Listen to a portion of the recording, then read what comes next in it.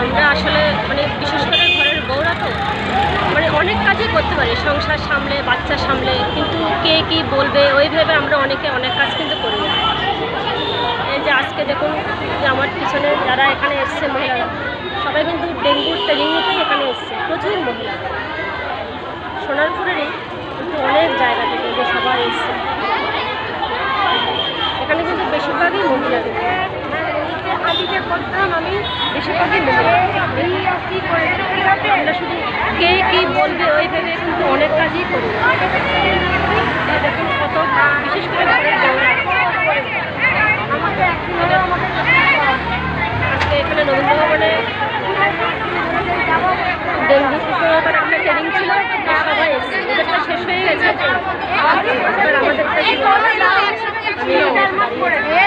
আমাদের